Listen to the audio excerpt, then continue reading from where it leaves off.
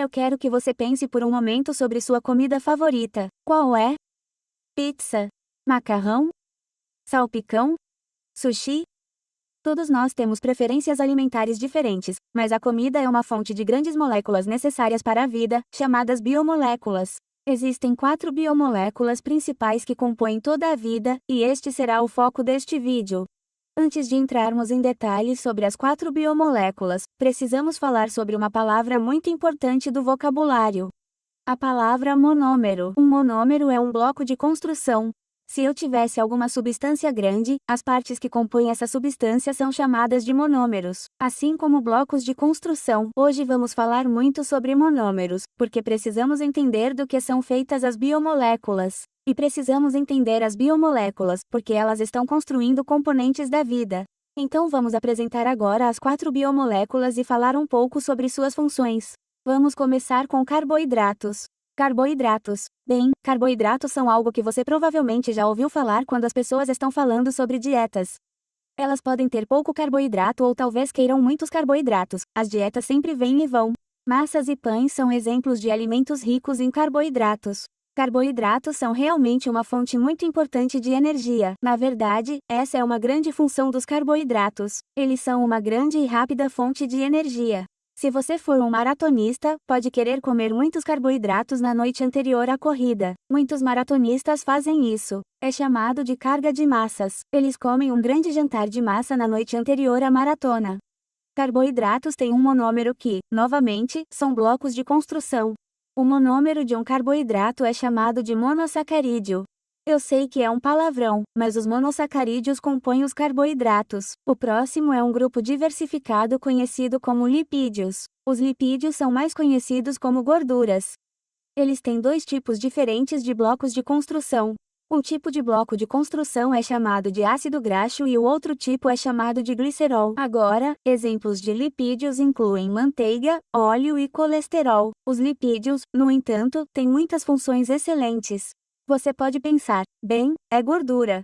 Como gordura pode ser bom? Bem, depende de quando você a coloca em contexto. Por exemplo, sabe aquelas focas super adoráveis que você vê nos calendários? Elas têm um pelo branco fofo. Elas são chamadas de focas arpa. Na verdade, elas só ficam assim quando são bebês. Quando elas ficam mais velhas, elas não são tão fofos.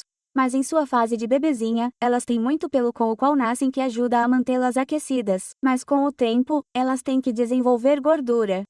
É a gordura e ajuda a mantê-las aquecidas. Os lipídios são ótimos para isolar. Além disso, você pode não pensar nas gorduras como relacionadas à energia, mas as gorduras são uma ótima fonte de energia a longo prazo. Elas podem armazenar energia por muito, muito tempo.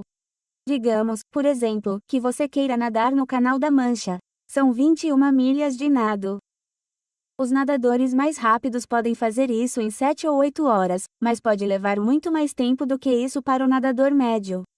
Mas para 25 horas, e isso é muito nado. Bem, você gostaria de ter certeza de que seu corpo tem lipídios suficientes, gordura armazenada suficiente para que ele possa puxar, porque depois de queimar esses carboidratos, lembre-se que os carboidratos são a fonte rápida de energia, você pode não ter armazenamento de energia suficiente, a menos que tenha alguns lipídios à mão. Os lipídios também compõem as membranas celulares, por isso são muito importantes para a vida, porque todos os seres vivos são feitos de células. Claro que uma quantidade excessiva de lipídios pode ser uma coisa ruim para a sua saúde. Lembre-se que é tudo uma questão de moderação. Ok, em seguida, proteínas. Quando você ouve falar de proteínas, muitas vezes você pensa em barras de proteína. Elas dizem que tem muita proteína e que ajudam na construção muscular. A proteína pode construir músculos. Exemplos de alimentos ricos em proteínas incluem carnes e muitos tipos de feijão. Os monômeros de proteína são os aminoácidos. Então, às vezes você vê esses rótulos que dizem, neste alimento tem 20 aminoácidos. Na verdade, eles estão apenas tentando dizer que tem proteína, e as proteínas são feitas de aminoácidos, então é apenas uma propaganda chique para você. Mas, além de ser importante para o desenvolvimento muscular, a proteína também é muito importante em outras funções, como trabalhar no sistema imunológico e atuar como enzimas. As enzimas são feitas de proteínas, então as proteínas são importantes para o corpo. Agora, quando começamos a falar sobre genes, os genes do DNA, não os genes que você usa, os códigos de DNA das proteínas que são muito importantes para a estrutura e função do corpo. A última grande biomolécula é conhecida como ácido nucleico. Os ácidos nucleicos incluem DNA e RNA, aos quais chegaremos quando chegarmos à genética. Eles têm um monômero chamado nucleotídeo. Isso vai ser fácil para você lembrar porque nucleotídeo soa muito como ácido nucleico. Se considerarmos o DNA e o RNA, ambos estão envolvidos na informação genética para a codificação de suas características. Eles são encontrados em grande parte da sua comida, porque sempre que você come algo que veio de algo que já viveu, ainda pode conter o DNA. Por exemplo, quando você come um morango, na verdade você está consumindo todas as células que compõem aquele morango. No núcleo de todas essas células de morango está o DNA. Plantas e animais têm DNA. Qualquer tipo de vida deve conter ácidos nucleicos como DNA para direcionar as atividades das células. Então, acabamos de introduzir as 4 biomoléculas fornecendo exemplos, explorando seus monômeros e apresentando algumas funções gerais. Uma última parte muito importante a ser mencionada é a estrutura dessas biomoléculas. Compreender a estrutura pode ajudar a prever suas propriedades e facilmente identificá-las. Uma coisa que gosto de dizer aos alunos para fazerem é escrever as 4 biomoléculas nesta mesma ordem que vimos: carboidratos, lipídios, proteínas e ácidos nucleicos. Então lembre-se desse dispositivo mnemônico que acompanha essas 4 biomoléculas.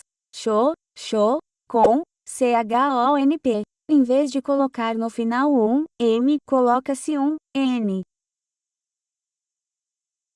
O C representa o carbono, o H representa o hidrogênio e o representa oxigênio. Portanto, carboidratos, lipídios, proteínas e ácidos nucleicos têm esse CHO. É só que proteínas e ácidos nucleicos também têm um N, que é nitrogênio, e ácidos nucleicos também têm um P, que é de fósforo. Então, novamente CHO, com, CHONP os principais elementos nas 4 biomoléculas. Esses elementos podem ser organizados de maneira diferente em biomoléculas. É importante explorar o arranjo dos elementos nas biomoléculas, porque a estrutura desse arranjo afeta muito a função da biomolécula. Então, para o Google para descobrir algumas ilustrações de arranjos de biomoléculas. Bem, as irmãs Amoeba encerram por aqui. E lembre-se de continuar curioso.